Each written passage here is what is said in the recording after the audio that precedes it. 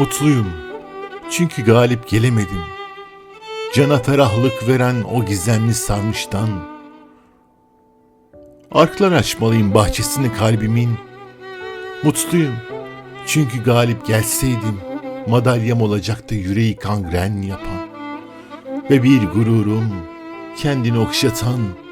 Mutluyum çünkü yenilmeseydim ey hırs. Ben senin ürkek ülkenim diye bitmeyecekti şiirim. Gidenleri öp benim için.